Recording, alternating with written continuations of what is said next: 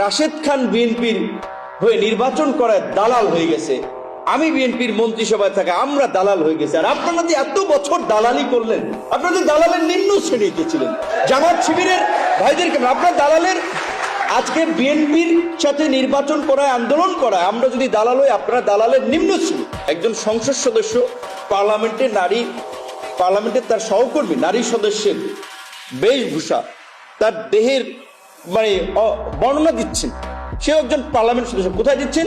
ওয়াজের মাঠে। ওয়াজের মাঠে এটা বক্তব্য। এইটা কি ইসলামের সৌন্দর্য না ইসলামের বাণী? রাশমিকা মান্দানা পৃথিবীর সবচেয়ে সুন্দর নারী, আপনি এই বেগানা নারীর দিকে তাকাইলেন কিভাবে? সে সুন্দর, তার অবয়ব, দেহাকৃতি, এইটা আপনি দেখলেন কিভাবে?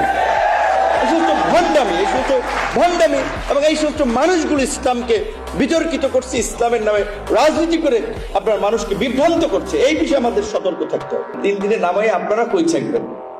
আপনারা তো জায়গা পাবেন না। আওয়ামী লীগ ইন্ডিয়া পালাইছে, আপনাদের জায়গায় ইন্ডিয়া কোথাও হবে না। পাকিস্তানের সাথে বর্ডার নাই, মিয়ানমার দিকেও যাইতে পারবেন না। চলো অপশন আছে খালি বঙ্গোপসাগর। কিন্তু কারণ হচ্ছে জামাতকে তো আসলে রাজনৈতিকভাবে সার্ভাইভ করার সুযোগটাই দিয়েছিল বিএনপি, প্রেসিডেন্ট জিয়াউর রহমান থেকে বেগম খালেদা জিয়া এবং তারেক রহমান। এটা জামাতকে স্বীকার করতে হবে। যদি আওয়ামী লীগের মতো বিএনপি যদি জামাতের প্রতি কঠোর হতো, জামাতের রাজনীতি করাই তো দুষ্কর হয়ে যেত। বিএনপিকে সবসময় ট্যাগিং নিতে হয়েছে ইন্টারন্যাশনালিও, যে বিএনপি জামাতের কর্মকাণ্ডের দায় বিএনপিকে অনেকখানি নিতে হয়েছে। তারপরেও বিএনপি যেহেতু বাংলাদেশের জাতীয়তাবাদ ইসলামী মূল্যবোধে বিশ্বাস করে, সেই জায়গা থেকে তারা জামাতকে নিয়ে দীর্ঘদিন রাজনীতি করেছে। আপনারা দেখেছেন সোশ্যাল মিডিয়াতে কিভাবে পোট্রে করা হচ্ছে, এবং নির্বাচনে দেখেছেন না, মনে হচ্ছে যে জামাত 250 আসনে সরকার গঠন করে ফেলবে নাকি? দেখেছেন তো প্রত্যেকটি জনমত জরিপে। এখন কি আপনার যেই সমস্ত আসনগুলোতে জামাত ভোট পায় নাই আপনার 30,000, সেখানেও দেখাইছে যে অনলাইন জরিপগুলোতে জামাত 80%। আজকে কিছু কন্টেন্ট ক্রিয়েটরের নামে কিছু ব্যক্তি এমন অশালীন কুরুচিপূর্ণ মন্তব্য করে, এটা তো রুচি পরিপন্থী।